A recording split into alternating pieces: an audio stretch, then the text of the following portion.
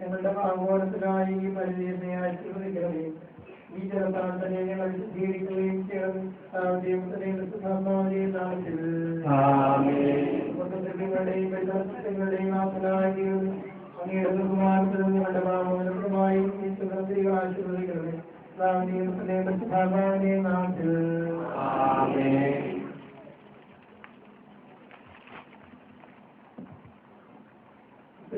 ദൈവത്തിൽ സ്തുതി, ദൈവത്തിൽ സ്തുതി, ദൈവത്തിൽ സ്തുതി.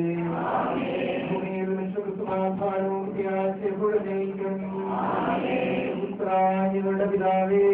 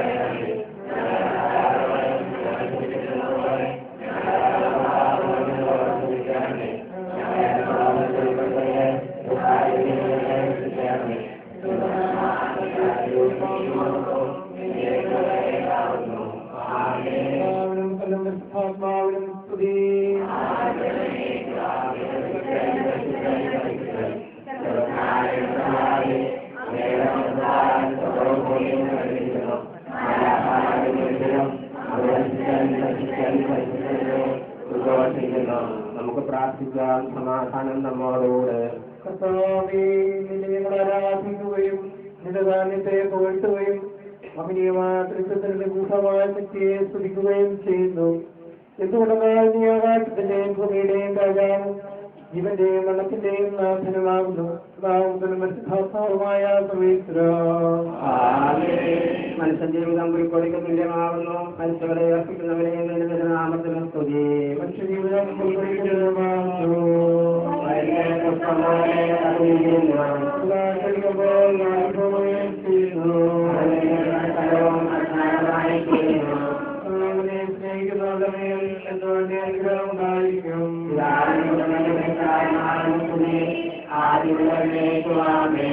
മനുഷ്യ ജീവിതം പുലിക്കൊടിക്ക് തുല്യമാകുന്നു. മനുഷ്യരെ അർപ്പിക്കുന്നവരെ നാമത്തിനും സ്തുതി. നമുക്ക് പ്രാർത്ഥിക്കാം. സമാധാനം നമ്മളോടുകൂടെ. മണ്ണിൽ നാളത്തെ സൃഷ്ടിമയാളെ ഉത്ഥാനവഴി നവരിക്കുന്നതുമായ കർത്താവേ, നിന്നെ ഞങ്ങൾ ആരാധിക്കുകയും പുകഴ്ത്തുകയും ചെയ്യുന്നു. എന്തുകൊണ്ടാലും ആകാശത്തിലെയും ഭൂമിയുടെയും രാജാവും ജീവന്റെയും മരണത്തിന്റെയും നാഥനുമാകുന്നു, പിതാവും പുത്രനും പരിശുദ്ധാത്മാവുമായ സർവേശ്വരായ നീക്കും. എന്റെ ദിവസങ്ങൾ എത്ര പരിമിതങ്ങളാകുന്നു, മരിച്ചവരെ അർപ്പിക്കുന്നവരെ നിന്റെ തിരുനാമത്തിനും സ്തുതി. ദിവസങ്ങൾ എത്ര പരിമിതങ്ങളാകുന്നു, എത്ര നിസ്സാരമാകും.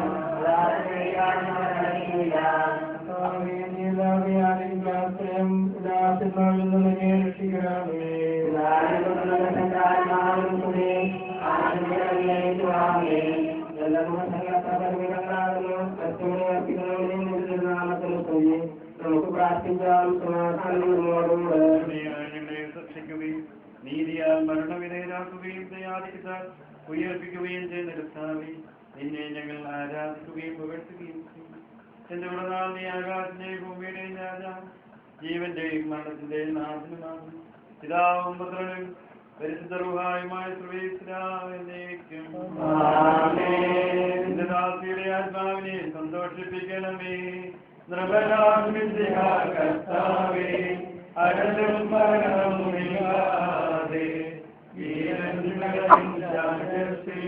വാനവരോടെ ചിരകാലം ആനന്ദത്തോടുവാഴുവാൻ സാധനമരണം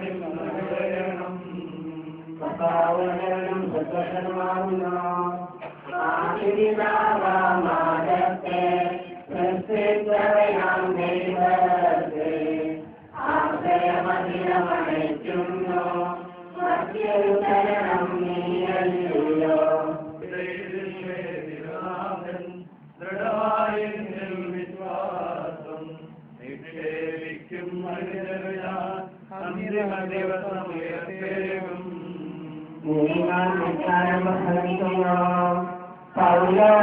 തിരുവാക്യങ്ങൾ ശാന്തികൾക്കു പകർന്നേടും. മധ്യത പുലരുന്നു ക്ഷയമുള്ളവരാശയനാവും. മധ്യവം സകലേശൻ നിതരാനൂതനമാക്കുന്നു.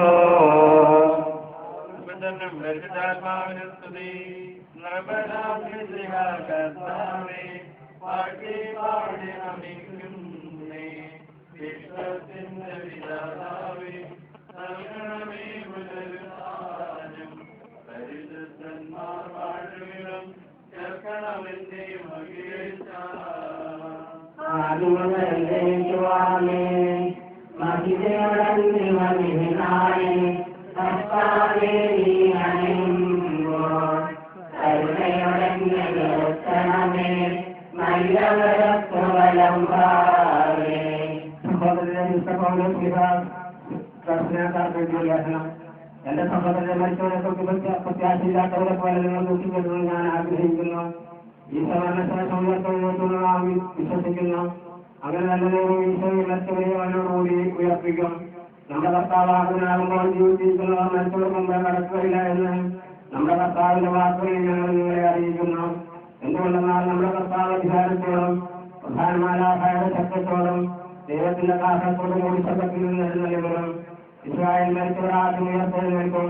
അപ്പോൾ ജീവിച്ചിരിക്കുന്നവരായ നാം കർത്താവിന്റെ എതിരേറ്റിനായി അവരോടുകൂടി മേഘങ്ങളിൽ എടുക്കപ്പെടും. നാം എന്നും കർത്താവിനോട് ആയിരിക്കുകയും ചെയ്യും. ആകയാൽ ഈ വാക്കുകളാൽ നിങ്ങൾ പരസ്പരം ആശ്വസിപ്പിക്കുകയും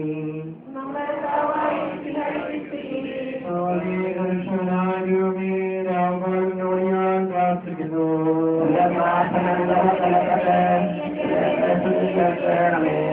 സമാധാനം നിങ്ങളോടും കൂടി കേൾക്കുകയും എന്നെ വിശ്വസിക്കുകയും ചെയ്യുന്നവരെ നിത്യജീവനുണ്ട് എന്ന് സത്യമായി ഞാൻ നിങ്ങളോട് പറയുന്നു. ആ വിധിക്ക് വിധേയനാകുകയില്ല, മരണത്തിൽ നിന്ന് അവൻ ജീവനിലേക്ക് പ്രവേശിച്ചു കഴിഞ്ഞിരിക്കുന്നു.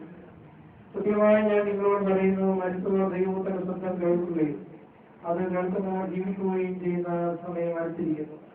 അല്ലാതെ വന്നു കഴിഞ്ഞു എന്നുകൊണ്ടെന്നാൽ ജീവന്റെ ഉരുളമായ പിതാവ് തന്റെ പുത്രനെയും ജീവന്റെ ഉരുളമാക്കിയിരിക്കുന്നു. മനുഷ്യപുത്രനായതുകൊണ്ട് അധികാരം വർത്തിരിക്കുന്നു. നിങ്ങൾ വിശ്വസിക്കേണ്ട എന്തുകൊണ്ടെന്നാൽ പലമേലുള്ളവർ അവരുടെ ശബ്ദം കേൾക്കുന്ന സമയം നൽകും. അപ്പോൾ നന്ദി ചെയ്യുന്നവർ ജീവദൈവത്തിലും പിന്നെ ജീവദൈവത്തിലുമായി പുറത്തുവരും. അനുഗ്രഹിക്കപ്പെട്ട വലിയൊരു പ്രിയമുള്ള സഹോദരങ്ങളെ, ജീവിതം ഒരു പ്രയാണമാണ്. ജനിക്കുമ്പോൾ തുടങ്ങി മരണം വരെയുള്ള ഒരു പ്രയാണം. ഈ പ്രയാണത്തിനിടയിൽ ഒത്തിരിയേറെ കാര്യങ്ങളുമായി ബന്ധപ്പെട്ട് പോകുന്ന മനുഷ്യൻ ഈ പ്രപഞ്ചത്തിലേക്ക് ജനിക്കുന്നതിന് മുൻപ് സുരക്ഷിതമായ ഒരു സങ്കേതം ഒരു അമ്മയുടെ ഉദരമാണ്. അമ്മയുടെ ഉദരത്തിൽ നിന്ന് ഒഴിവായി ഈ പ്രപഞ്ചത്തിലേക്ക് കടന്നു വരുമ്പോൾ ഉണ്ടാകുന്ന ഒരു കരച്ചില് പ്രധാനപ്പെട്ടതാണ്. സുരക്ഷിതമായ ഒരു സങ്കേതത്തിൽ നിന്ന് അരക്ഷിതാവസ്ഥയിലേക്കുള്ള ഒരു കുഞ്ഞിന്റെ ജനനം, ആ സമയത്ത് കുഞ്ഞിനെ നോക്കിക്കൊണ്ട് എല്ലാവരും ചിരിക്കുമ്പോഴും കുഞ്ഞിന് ഒത്തിരിയേറെ സങ്കടമാണ്, കരച്ചിലാണ് ഉള്ളത്. പിന്നീട് വളർന്ന് തന്റെ വെളിയിൽ സ്വീകരിക്കുന്ന സമയത്ത് നിത്യമണവാളനായ തമ്പുരാന്റെ സന്നിധിയിലേക്കുള്ള വിളി സ്വീകരിക്കുന്ന സമയത്ത് ആത്മാവിന്റെ വലിയ ഒരു സന്തോഷത്തിന്റെ തികവ് കാണുവാൻ കഴിയും.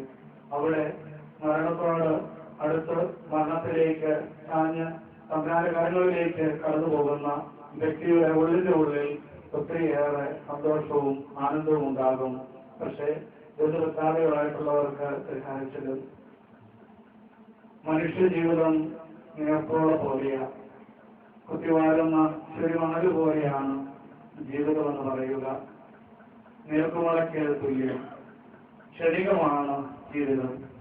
ഈ ക്ഷണികമായ ജീവിതത്തിൽ എത്ര വയസ്സ് വരെ 10, 90, 100 അതിന് മുകളിൽ ജീവിച്ചിരിക്കുന്നു എന്നതല്ല, എങ്ങനെ ജീവിക്കുന്നു എന്നതാണ് പ്രധാനപ്പെട്ടത്. താൻ ഏത് ലക്ഷ്യത്തോടുകൂടിയാണ് ഇവിടേക്ക് കടന്നു വരുന്നത്, എന്ത് ലക്ഷ്യത്തിന് വേണ്ടിയാണ് ജീവിക്കുന്നത്, എന്ത് ലക്ഷ്യത്തിലേക്കാണ് കടന്നു പോകുന്നത്, ആരിലേക്കാണ് കടന്നു പോകുന്നത് എന്നൊക്കെ അതിനെക്കുറിച്ചുള്ള വ്യക്തമായ ബോധ്യമുണ്ടെങ്കിൽ ഈ പ്രപഞ്ചത്തോടുള്ള മമത വിട്ടുകൊണ്ട് ദൈവത്തോടുള്ള സ്നേഹത്താൽ പൂരിതനായി ഒരുവൻ മുന്നോട്ട് നീങ്ങും. ഇന്ന് ഈ പ്രപഞ്ചത്തിന്റെ സ്ഥിതി എത്രയ ശോചനീയമാണ്. മനുഷ്യ ജീവിതത്തിൽ ഏതെങ്കിലും വിധത്തിലുള്ള ബുദ്ധിമുട്ടുകളോ പ്രയാസങ്ങളോ കടന്നു വരുമ്പോൾ ദൈവത്തെ തിരസ്കരിക്കുക എന്നുള്ള ഒരു ചിന്ത മനുഷ്യനിൽ നേറിക്കൊണ്ടിരിക്കുകയാണ്. ഒരു വിധത്തിൽ രോഗത്തിന്റെ മേഖലകൾ മനുഷ്യനെ ആക്രമിക്കുമ്പോൾ ആത്മഹത്യയിലേക്കുമൊക്കെ കടന്നുപോകുന്ന വ്യക്തിത്വങ്ങളെ നമുക്ക് കാണുവാൻ സാധിക്കും. ഒത്തിരിയേറെ അസ്വസ്ഥത, സാമ്പത്തികമായിട്ടുള്ള ബുദ്ധിമുട്ടുകളും പ്രയാസങ്ങളും ഒക്കെ കടന്നു വരുമ്പോൾ മനുഷ്യൻ പലപ്പോഴും ചിന്തിക്കും, എന്തിനാണ് ഈ ജീവിതം? എന്നാൽ ഇതിനൊക്കെ മറുപടി പറഞ്ഞുകൊണ്ടുള്ള വലിയൊരു വ്യക്തിത്വത്തിന്റെ മുൻപിലാണ്, മൃതദേഹത്തിന് മുൻപിലാണ് നിലകൊള്ളുക. രാജി 44 വയസ്സ് വരെ ദൈവം കൊടുത്ത ജീവിതം ധന്യമായിക്കൊണ്ട്, ജീവിതത്തെ ധന്യമാക്കിക്കൊണ്ട് കർത്താവിന്റെ സന്നിധിയിൽ നീതിയോടെ ജീവിച്ചുവെന്ന് എനിക്ക് പറയുവാൻ സാധിക്കും. ഞാൻ ഈ കുടുംബവും രാജ്യമായിട്ട് സംസാരിച്ചപ്പോഴും കുടുംബത്തിൽ വരികയും ഒക്കെ ചെയ്യുമ്പോഴും ഏറ്റവും സ്നേഹത്തോടു കൂടിയുള്ള ഇടപെടലുകൾ കണ്ടിട്ടുണ്ട്. നല്ല സംസാരവും നല്ല പ്രവൃത്തിയും. നല്ല പ്രവൃത്തി എന്ന് പറയുമ്പോൾ കാണുവാൻ കഴിയുന്നത് ദേവാലയത്തിലെ ഏതാനും മാസങ്ങൾക്ക് മുൻപ് കടന്നു വന്നിട്ട് മക്കൾക്ക് വേണ്ടി പ്രത്യേകമായി എന്നെ പ്രാർത്ഥിക്കണം എന്ന് പറഞ്ഞ് മോളെയും മോനെയും ഒക്കെ കൂട്ടിക്കൊണ്ടുവന്ന് അവരുടെ തലയിൽ കൈവച്ചൊക്കെ പ്രാർത്ഥിക്കുമ്പോൾ അതിനു മുൻപേ തന്നെ കയറി പറയും, പക്ഷെ ഞാനിനി എത്ര വർഷം ഉണ്ടാകും, എനിക്കൊന്നും അറിയത്തില്ല, എൻ്റെ ജീവിതം എന്താണെന്ന് എനിക്കറിയത്തില്ല, എപ്പോഴാണെന്ന് എനിക്കറിയത്തില്ല, അതുകൊണ്ട് എൻ്റെ കുഞ്ഞുങ്ങളെ അച്ഛനൊന്ന് ഉപദേശിച്ച് അവരെ നല്ല രീതിയിൽ വളരുന്നതിന് വേണ്ടി അച്ഛൻ പ്രാർത്ഥിക്കണം എന്നൊക്കെ പറഞ്ഞിട്ട് കുഞ്ഞുങ്ങളുടെ തലയിൽ കൈവച്ച് പ്രാർത്ഥിപ്പിച്ചുവിട്ട് പോകുന്ന ഒരു സ്നേഹനിധിയായ ഒരു അമ്മയെ കാണുവാൻ, ഭാര്യ എന്ന നിലയിൽ ജീവിത പങ്കാളിയോട് ഇടപഴകി സ്നേഹത്തിന്റെ ഒരു തലം വിതറിക്കൊണ്ട് ഒരിക്കലും ഒരു ദേഷ്യത്തിന്റെ സ്വഭാവം കാണിക്കാതെ കുടുംബത്തെ സ്നേഹത്തോടെ ജീവിച്ച നല്ലൊരു വ്യക്തിത്വം. ഒരു ഭാര്യയുടെ എല്ലാവിധത്തിലുള്ള ഗുണഗണങ്ങളും നിലകൊണ്ട നല്ലൊരു വ്യക്തിത്വം. അതുപോലെ ഒരമ്മയുടെ ഒരു ഭാവം. അമ്മയെന്ന് പറയുമ്പോൾ മക്കൾക്ക് സ്നേഹമാണ് ഉള്ളത്. 2 കുഞ്ഞുങ്ങളും, പ്രത്യേകിച്ചുള്ള കൊച്ചാണെങ്കിൽ പോലും മോനാണെങ്കിൽ പോലും ഒത്തിരിയേറെ സ്നേഹമാണ്, അമ്മയോട് വലിയ സ്നേഹമാണ് ഈ രണ്ട് കുഞ്ഞുമക്കൾക്കും. അവരെ വിട്ട് അവരുടെ ഇടയിൽ നിന്ന് ഈ മൃതദേഹം വെച്ചുകൊണ്ട് നമ്മൾ പോകുമ്പോൾ നമുക്ക് ഒത്തിരിയേറെ നൊമ്പരവും പ്രയാസവുമുണ്ട്. അതുകൊണ്ട് കുഞ്ഞുങ്ങളെ ആത്മാർത്ഥമായിട്ട് സ്നേഹിച്ച് കുഞ്ഞുങ്ങൾക്ക് വേണ്ടി പ്രാർത്ഥിച്ച് കുഞ്ഞുങ്ങളെ പ്രാർത്ഥിപ്പിച്ച് നിർത്തി അവരെ മാത്രമല്ല ജീവിത പങ്കാളിയെയും എല്ലാവരെയും കുടുംബത്തിലുള്ള എല്ലാവരെയും തമ്പുരാന്റെ സന്നിധിയിൽ പ്രാർത്ഥിച്ച് നിർത്തി പ്രാർത്ഥനയുടെ വലിയൊരു വ്യക്തിത്വമായി ഈ അമ്മയിൽ നമുക്ക് കാണുവാൻ സാധിക്കും. മൂന്നാമത്തെ മേഖല ഒരു നല്ല കുടുംബനാഥ എന്ന നിലയിൽ കുടുംബത്തിന്റെ ഉത്തരവാദിത്വം നല്ല രീതിയിൽ നിർവഹിച്ചിരുന്നു. തന്റെ രോഗത്തെക്കുറിച്ച് ഒന്നും ചിന്തിക്കാതെ രോഗം അത് ഏത് സമയത്തും മരണം എന്നെ പിടികൂടിക്കോട്ടെ, പക്ഷെ ഉള്ള സമയത്തോളം ദൈവത്തിന്റെ സന്നിധിയിൽ നീതിയോടെ ജീവിക്കാനായിട്ട് സാധിക്കും എന്നുള്ള ചിന്തയോടുകൂടി മുന്നോട്ട് പോയി. രാജി നമ്മുടെ മുമ്പിൽ വരച്ചു കാണിച്ച ഒത്തിരിയേറെ കാര്യങ്ങളുണ്ട്. അത് ഇടവക ദേവാലയത്തോടും ശുശ്രൂഷയുടെ സ്ഥലങ്ങളിലും ഒക്കെ കാണിച്ച സ്നേഹത്തിന്റെ ഭാവങ്ങൾ നമുക്ക് ഒത്തിരി അനുകരണീയമാണ്. വേദനയുടെ നടുവിൽ പോലും അല്പം പോലും വിഷമം വെളിയിൽ പോലും കാണിക്കാതെ മറ്റുള്ളവരുടെ മുമ്പിൽ കാണിക്കാതെ ഒത്തിരി സ്നേഹിക്കുന്ന നല്ലൊരു വ്യക്തിത്വം ആണ് ഇന്ന് നഷ്ടപ്പെടുന്നത്. നമുക്ക് തീർച്ചയായും മാതൃകയാണ്. ഞാൻ നേരത്തെ സൂചിപ്പിച്ചതുപോലെ 100 വയസ്സ് ജീവിച്ചിരിക്കുന്നു എന്നതിനേക്കാൾ ഉപരിയായി എത്ര വർഷം നന്നായിട്ട് ജീവിച്ചു എന്നുള്ളത് പ്രധാനപ്പെട്ടതാണ്. അതുകൊണ്ട് രാജി നന്നായിട്ട് ജീവിച്ചു നിത്യമണവാളനായ തമ്പുരാന്റെ സന്നിധിയിലേക്ക് ഉത്തരവാദിത്വങ്ങൾ കൃത്യങ്ങളൊക്കെ നിർവഹിച്ചുകൊണ്ട് കടന്നു പോവുകയാണ്, ക്ഷേത്രയാത്ര ചെയ്യുകയാണ്. നമുക്ക് ആത്മാർത്ഥമായിട്ട് പ്രാർത്ഥിക്കാം. പിന്നെ മക്കളെ രണ്ടുപേരെയും ജീവിത പങ്കാളിയെയും അനുശോചനം അറിയിക്കുകയാണ്. ദൈവമായ കർത്താവ് നിങ്ങൾക്ക് സാന്ത്വനം നൽകട്ടെ. തമ്പുരാന്റെ സന്നിധിയിൽ നമുക്ക് ശക്തിയുള്ള നല്ലൊരു മധ്യസ്ഥയായി ഈ അമ്മ രാജി തീരട്ടെ എന്ന് നമുക്ക് ആത്മാർത്ഥമായിട്ട് പ്രാർത്ഥിക്കാം.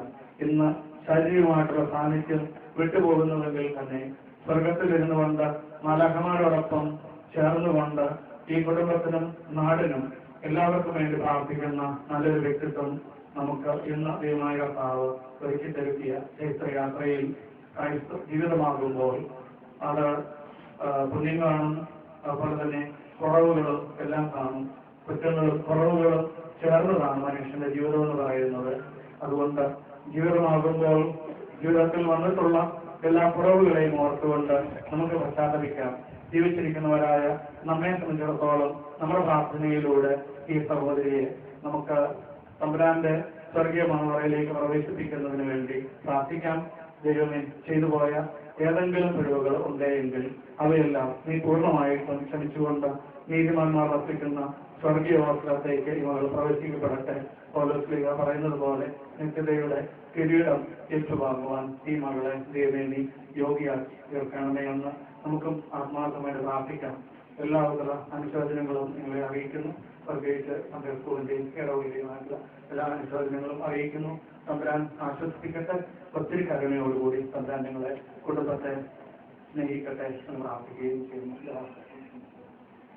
നമുക്കെല്ലാവർക്കും എല്ലാവരോടും ഭക്തിയോടും കൂടെ ആത്മാവിനോട് കടന്നതോന്ന് പ്രാർത്ഥിക്കാം.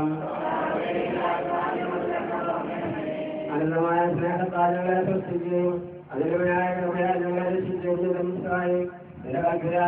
പുറപ്പെടുന്ന ആത്മാവിനെ വിദ്യാലയമായെത്തിക്കുവാൻ ഇടവരമാരെ നിയോഗിക്കണമെന്ന് ഞങ്ങൾ പ്രാർത്ഥിക്കുന്നു. അമൂല്യമായ രക്തം ചിന്തി രക്ഷിച്ച ആത്മാവിന്റെ അപരാധങ്ങളും കടകളും ശ്രമിക്കണമെന്ന് നിങ്ങളോട് ഞങ്ങൾ പ്രാർത്ഥിക്കുന്നു.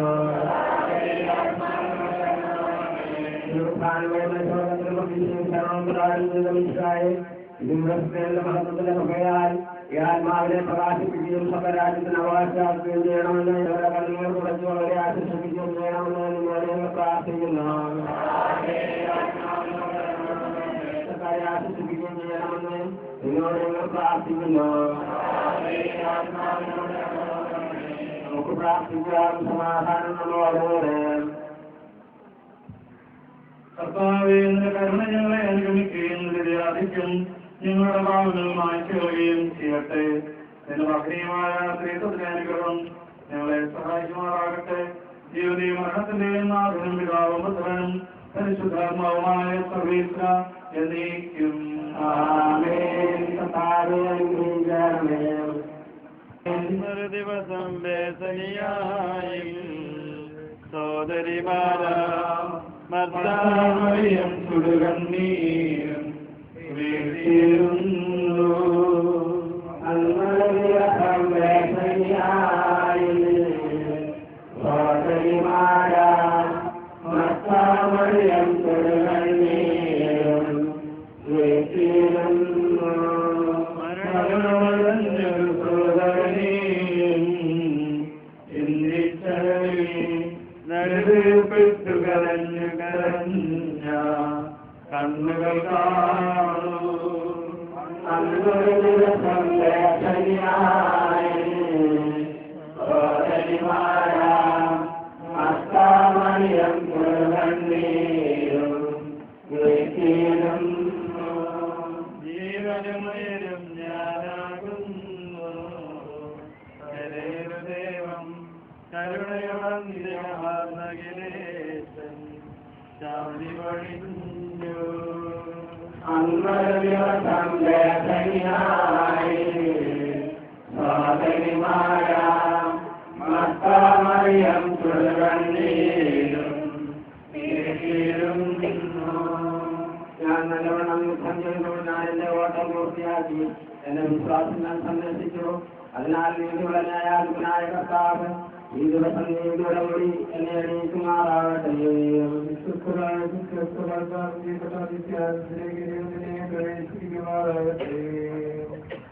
ആമേൻ.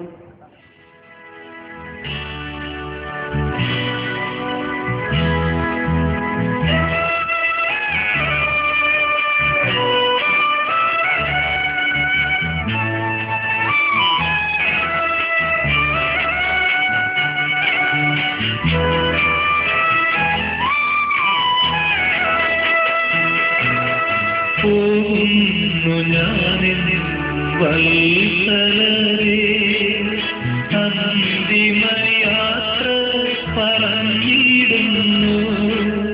കേരള കണ്ണീർ ചൊരിഞ്ഞിടേണ്ട സ്വർഗം പോകുവാൻ പോകുന്നു ഞാൻ.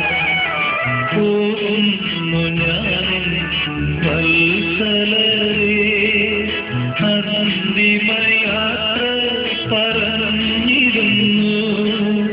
കേരള കണ്ണീർ ചൊരിഞ്ഞിടേയ സ്വർഗം പോകുവാൻ പോകുന്നു ഞാൻ.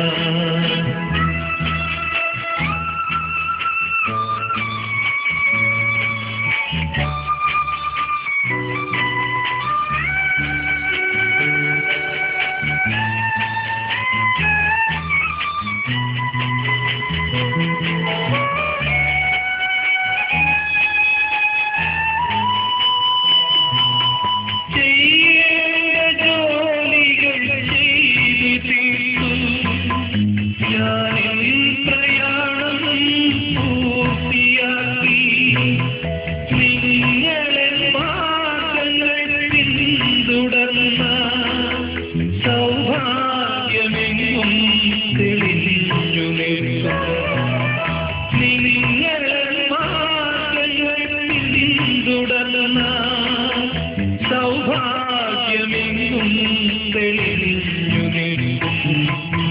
പോകുന്നു ഞാനിൻ വത്സലരേ, അന്തിമയാത്ര പറഞ്ഞിടുന്നു. കേരള കണ്ണീർ ചൊരിഞ്ഞിടേയ സ്വർഗം പോകുവാൻ പോകുന്നു ഞാൻ.